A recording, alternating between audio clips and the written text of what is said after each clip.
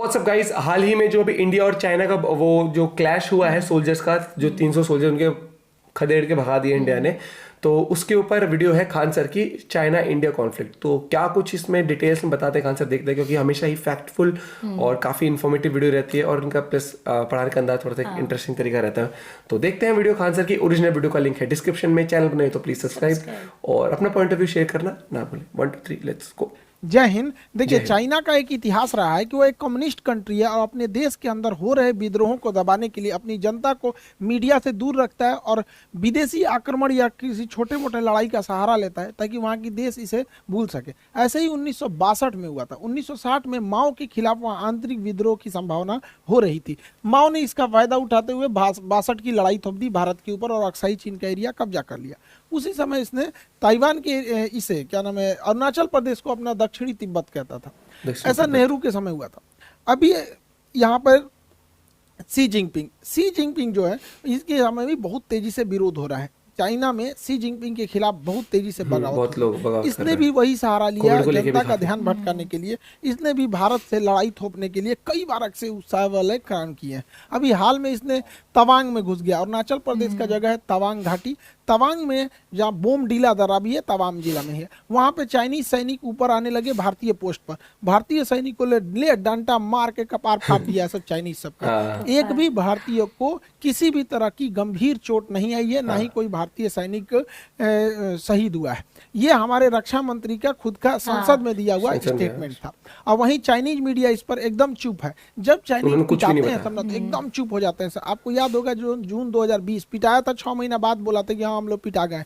उसमें इतनी होता है, ऐसा आके भांज रहा था, मार यहाँ पे लाठी का मार फाड़ दिया सब चाइनीज सबका। चाइना वहां से भाग निकला और अभी चाइना कुछ नहीं बोल रहा है। अपनी जनता का ध्यान भटकाने के लिए ये कभी ताइवान के ऊपर अटैक करता है, कभी ये भारत की ओर। अभी इसके जो फाइटर जहाज थे सब वो कई बार उत्तराखंड के पास में मडराने लगे सब। उत्तराखंड के पास मडराने के भी कई रीजन है। उत्तराखंड में अभी भारत और अमेरिका की सेना यहाँ बहुत करीब नंदा देवी पर्वत के पास आकर चाइना के पास युद्ध अभ्यास की। इसीलिए वो अपने ड्रोन को, और उसने सबसे बड़ा जो बमवर्षक जहाज बना है S-20, ये बमवर्षक जहाजों को भारत के सीमा के पास उड़ाते रहता है। तो भारतीय सेना भी अपनी वायु से एयरफोर्स को तुरंत एक्टिवेट कर देती है और एयरफोर्स भी ऊपर से जाके वार्निंग देने लगती है कि अगर इधर की ओर आओगे तो तुम्हारा भी इलाज कर दिया जाएगा बढ़िया से। चाइना को पता चल गया है कि भारत की अब विदेश नीति जो है काफी एग्रेसिव हो गई और ये होना भी चाहिए। हमें अपने दुश्मनों को पहचानने में क्षणिक भी देर नहीं करनी चाहिए। इंडियन एयरफोर्स अब काफी तेजी से चाइना का मुकाबला करने लगती है। चाइना के साथ समस्या ये है कि यहाँ पे तिब्बत है। तिब्बत का पठार इतना ऊंचा है कि यहाँ पे कितना भी बेहतरीन जहाज दे दीजिए, कितना भी बेहतरीन जहाज, वो अपने फुल कैपेसिटी से नहीं उड़ सकता है, क्योंकि तिब्बत के ऊपर ऑक्सीजन की मात्रा बहुत कम होती है और किसी भी जहाज हो गया उसमें ईंधन जलने के लिए ऑक्सीजन की जरूरत ज्यादा होती है। तो यहाँ कितना भी बढ़िया जहाज रहेगा, यहाँ से यहाँ आने में अपनी पूरी पावर नहीं लगा सकता है। जबकि भारत का जहाज तो इधर ही रखा हुआ है यहाँ पर, इसके लिए ज्यादा उधर नहीं है, इसी को ज्यादा दिक्कत आता है। आपको पता होगा तिब्बत और हिमालय के ऊपर से कोई कमर्शियल जहाज जाते भी नहीं है सब यहाँ पे। तो इंडियन एयरफोर्स काफी एग्रेसिव में इसमें आगे बढ़ रही है। लेकिन चाइना इसे अन्य जगहों से घेरना चाह रहा है। पाकिस्तान के सहारे घेरना चाह रहा है, इधर मलक्का के सहारे, इधर तंजानिया के सहारे, तंजानिया के साथ इधर से मलक्का को इधर से, और ऐसे चारों ओर से चाइना भारत को घेरना चाह रहा है। हालांकि भारत भी इससे अब काउंटर अटैक के मूड में आ गया। भारत अपने वायुसेना की ताकत को लगातार बढ़ा रहा है। एयर बेसेस को भारत बढ़ाया जा रहा है। अभी गुजरात में दीसा एयरबेस का शिलान्यास किया गया। यह एयरबेस बहुत जरूरी था। दीसा एयरबेस कहाँ है, उससे पहले आपको पाकिस्तान के एयरबेस का आइडिया होना चाहिए। पाकिस्तान का इधर का एरिया है बलूचिस्तान, इधर उसके दुश्मन कम है अफगानिस्तान है, तो उसमें अफगानिस्तान के पास कोई उतना टेक्नोलॉजी ही नहीं है। और उसका ज़्यादातर एयरबेस अगर आप देखेंगे तो ये भारत की ओर मिलेगा। ये उसने पाक ऑक्युपाइड कश्मीर है, POK पे कब्जा कर लिया यहाँ पे। अब यहाँ अगर आप ध्यान देंगे तो ये पाकिस्तान के बहुत सारे एयरबेस है, जिसमें एक तो यहाँ शहबाज एयरबेस इसका बहुत प्रसिद्ध है। यहाँ F-16 जहाजें रहती हैं। शहबाज एयरबेस, सुकूर एयरबेस, यहाँ पर मीरपुर एयरबेस, ये 3 एयरबेस पाकिस्तान के बहुत ही फ्रंट लाइन की एयरबेस है भारत को आगे की ओर काउंटर करने के लिए। और एक कश्मीर के पास में आया स्कार्दू एयरबेस। ये एग्जाम में क्वेश्चन पूछते हो भैया स्कार्दू एयरबेस कहाँ, POK में ही है स्कार्दू। तो कुछ जगह जो है ना करंट में जब फेमस हो जाते हैं तो उससे कुछ क्वेश्चन पूछता है, इसलिए याद रखना है। यहाँ मीरपुर एयरबेस सुकूर एयरबेस और यहाँ शाहबाज एयरबेस, यहाँ पर इन एयरबेस से भारत में अंदर तक हमला किया जा सकता था। इसको काउंटर करने के लिए जोधपुर में फलोड़ी एयरबेस था, गुजरात के कच्छ में नलिया एयरबेस था, नलिया। तो ये यहाँ से इसे काउंटर किया जा सकता था, इसे काउंटर किया जा सकता था। लेकिन अभी पीएम मोदी ने यहाँ पर एक दीसा एयरबेस का उद्घाटन किया। दीसा एयरबेस जो है अब यहाँ से और अंदर तक काउंटर अटैक किया जा सकता है। तो ये एयरबेस भारत के लिए बहुत जरूरी है, क्योंकि हमको हर तरफ से तैयार रहना, किसी भी तरीके से काउंटर कर सके, क्योंकि चाइना लगातार पाकिस्तान को सपोर्ट करते जा रहा है। तो ये एयरबेस भी बना रहा है भारत अब अपने जितने भी एयरबेस हैं उसको, उसमें जो जहाजों को रखने के लिए बंकर है उसे अब नए मॉडल से अपग्रेड कर रहा है। उसका नाम है next generation harden aircraft shelter. ये इतने मजबूत होते हैं कि रनवे के बाद जहाज को अगर इसमें ले आ देते हैं तो इसके ऊपर 1000 किलो का भी बम गिरा दिया जाता है ना, इसको कोई असर नहीं होता है। इसकी टेस्टिंग हो चुकी है। देखिए ये जहाज इसी के अंदर था, ये जहाज इसके अंदर था, इसको रख के तोड़ा है सब, ये ऊपर वाला ब्लास्ट हो गया है, जहाज चुपचाप निकल के चला गया। तो ये भारत इसको बहुत तेजी से अपने हर एक एयरबेस में इसको ला रहा है, ताकि जहाज जो है एयरबेस पे भी सेफ रह सके, ताकि युद्ध की स्थिति में काउंटर अटैक किया जा सके। भारत स्पॉन्टेनियस एक्शन से समझ गया है कि अब हम लोगों को एग्रेसिवली आगे बढ़ना पड़ेगा, क्योंकि चाइना लगातार हमें घेरते आ रहा है। इसलिए भारत ने अपने यहाँ, ये तो हो गया अफगानिस्तान के लोगों को भारत से बहुत लगाव रहता है, तो अफगानिस्तान भारत में रिलेशन अच्छा है, लेकिन पीओके कब्जा करने की वजह से डायरेक्ट कनेक्शन नहीं है। यहाँ पर है आपका तजाकिस्तान, ये ताजिकिस्तान जो जगह है, यहाँ पर भारत 2 एयरबेस ले रखा है। यहाँ से हम चाइना के लिए भी काउंटर अटैक कर सकते हैं, यहाँ से पाकिस्तान के डीप एरिया में भी काउंटर अटैक कर सकते हैं। 2 एयरबेस है यहाँ पर, एक का नाम है ऐनी एयरबेस और एक का नाम है फारकोर एयरबेस। तो ये दोनों एयरबेस ताजिकिस्तान में, फारकोर और ऐनी एयरबेस, इससे हम लोग चाइना के एरिया में काउंटर अटैक और पाकिस्तान में कर सकते हैं। ये सबसे ज्यादा काम कब करेगा? चाइना यहाँ पे सड़क बना रहा है CPEC, China Pakistan economic corridor, इसको इधर से तो अटैक करता ही हो सकता है, इस एयरबेस के थ्रू यहाँ से भी अटैक किया जा सकता है। इसलिए भारत को अब रेडी रहना है, क्योंकि चाइना में अगर ज्यादा विवाद होगा तो पक्का किसी ना किसी से उलझेगा। तो उधर या तो उलझेगा ताइवान से, नहीं तो इधर उलझेगा भारत से। इसलिए सतर्क रहना है।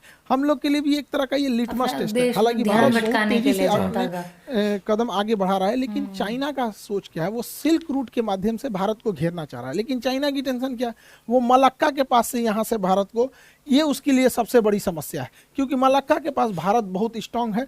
यहाँ पर हमारा अंडमान निकोबार है, ये अंडमान निकोबार में हमारी 3 सेना रहती है, थल सेना, वायुसेना, नौसेना। साथ ही यहाँ नीचे में कोकोस आइलैंड है, कोकोस आइलैंड।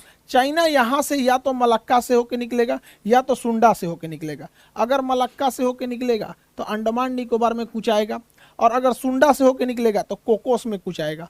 देखिए कोकोस आइलैंड हमारा नहीं, देखिए कोको अलग है, कोको आइलैंड म्यांमार के पास है, हम ही लोग का था, नेहरू ने गिफ्ट दे दिया यहाँ पे। ये कोकोस आइलैंड जो है ये ऑस्ट्रेलिया का है, लेकिन ऑस्ट्रेलिया से हम लोगों ने समझौता कर रखा है कि एक दूसरे के बेस का इस्तेमाल करने के लिए, तो इसका इस्तेमाल हम लोग कर सकते हैं यहाँ से काउंटर करने के लिए। इसलिए चाइना को पता है कि इस एरिया में हम कुछ नहीं कर सकते, इसलिए चाइना मलक्का को अपनी डेलिमा दुविधा समझता है, मलक्का डेलिमा। इसलिए वो डायरेक्ट इस एरिया से समुंदर से घूम के नहीं आना चाहता है, वो डायरेक्ट सड़क के माध्यम से अपने सामान को यहाँ लाता है और इस रास्ते से निकल जाता है। यहाँ पे उसने बहुत बड़ी सड़क बना रखी है, इस सड़क के चारों ओर फैक्ट्री, पेट्रोल पंप, हॉस्पिटल्स, अलग अलग चीजों को खोल रखा है। इसका नाम है CPEC। CPEC को काउंटर करना भी बहुत जरूरी है, जो ग्वादर पोर्ट से जुड़ता है। यहाँ पर CPEC के लिए यहाँ पर हमको ऐनी एयरबेस और फारखोर एयरबेस यहाँ से काउंटर कर देंगे, और यहाँ ईरान का चाबहार बंदरगाह हम इसे काउंटर करके आइसोलेट कर सकते हैं। इसलिए रेडी रहने के लिए जरूरी है। हालांकि भारत के पास इसके अलावा भी बहुत सारी संभावना है। यहाँ पर चाइना इतना तेजी से एक्सपांड किया कि अफ्रीका का देश है जिबूती में इसने अपना एक सैन्य अड्डा ले लिया।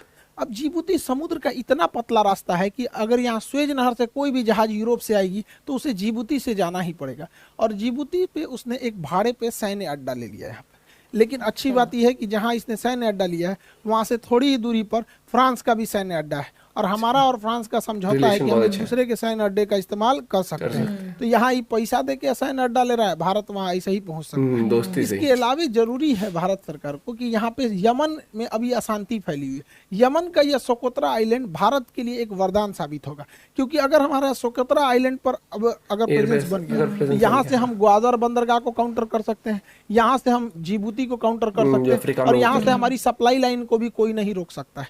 लेकिन अभी यमन के सोकोत्रा आइलैंड पर किसी का ध्यान नहीं गया है। यहाँ पे करना चाहिए, सरकार को आगे बढ़ना हाँ, ये चाहिए। एक अच्छा चाइना point ने दिया। इतना ज्यादा मात्रा में लोन दे रखा है अफ्रीकी देशों को कि उन्हें अपने कर्ज के जाल में फंसा लिया, और इस जाल में फंसाया इसका बढ़िया से main ये है। तंजानिया को। कर दें फंसा तंजानिया दिया। जो है इसका एक जंजीबार द्वीप है जो दुनिया में सबसे ज्यादा लौंग के उत्पादन के लिए प्रसिद्ध है। लौंग। तंजानिया के सभी समुद्री तटों को चाइना मांग रहा है कि हमको दे दो लीज पे, ये सारे समुद्र तट पे हम अपने बंदरगाह बनाएंगे। और आपको पता है कि चाइना अगर बंदरगाह बना दिया तो वहाँ अपनी पनडुब्बी नौसेना की जहाजों को लाएगा। हम लोगों की लाख कोशिशों के बावजूद चाइना का जहाज यहाँ पर अपना लंगर डाल ही दिया। इसलिए इसे काउंटर करने के श्रीलंका लिए को भी कर दिया भारत ना। के पास कई सारे द्वीप हैं। सेशेल्स का द्वीप एजम्पशन आइलैंड जिसपे भारत अपना मतलब बेस बनाने वाला है, सेशेल्स में यहाँ पर है। मॉरिशस में एग्लीगा द्वीप है। ये दोनों द्वीप यहाँ से काउंटर अटैक के लिए यहाँ पर अवेलेबल हो सकते हैं। तो कहने का सेंस ये है कि भारत को पहले से अब रेडी रहना चाहिए, क्योंकि चाइना में जहाँ उथल पुथल होगा तो शी जिनपिंग अपने देश की जनता का ध्यान अपने ओर से हटाने के लिए वो कि या तो ताइवान की ओर हमला करेगा या तो फिर भारत की ओर। हालांकि भारत की ओर करेगा नहीं, अब उसको पता है कि 62 नहीं रह गया, यहाँ पे आदमी दौड़ा के मारेगा उसको। हालांकि युद्ध में अब अगर देखेंगे तो वर्तमान परिदृश्य में कई सारी चीजें चेंज हो गए हैं। यूक्रेन युद्ध में ड्रोन ने पूरी तरह से कंप्लीट सिनेरियो को ही चेंज कर दिया। तुर्की जैसा देश ड्रोन के मामले में, ईरान जैसे देश ड्रोन के मामले में बहुत तेजी से आगे बढ़े हैं।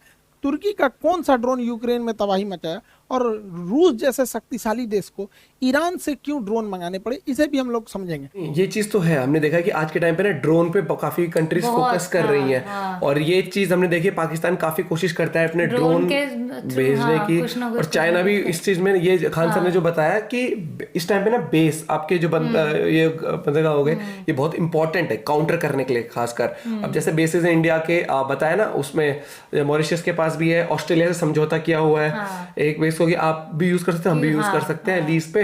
लीज नहीं है, एक तरीके से समझौता, फ्रेंडशिप। जैसे फ्रांस वाला हो गया बेस, हम यूज कर सकते हैं, तो वो इंडिया के बेसिस वो यूज करते हैं। तो ये होता है एक रिलेशन, जब आपकी रिलेशन फ्रेंडशिप अच्छी रहती है कंट्रीज की, तो आप उनके बेसिस यूज कर सकते हो। और ये जैसे अब बताया ना, उसमें अफगानिस्तान में भी है इंडिया के बेसिस, क्योंकि जिस तरीके से चाइना घेरने की कोशिश कर रहा है, वो दिखा ना पूरे मैप में भी कि चाइना इस तरफ है, उधर से वो पाकिस्तान के थ्रू रास्ता बना रहा है। अफ्रीका में ये करता है ना कि जैसे पहले ब्याज में लोगों को पैसा दे के श्रीलंका उधार कर दिया दे के, बर्बाद उस तरीके से। और फिर अपना कब्जा करता है। इससे देखो उन कंट्रीज की इकोनॉमी तो हिल जाती है, फिर वो ब्याज दे पाए ना दे पाए, फिर उनको एक तरीके से और ये ये लगा लो। बताया ना कि देश में उसका विरोध कर रहे हैं, है ना, तो उनका ध्यान भटकाने के लिए कुछ ना कुछ ऐसा करता है।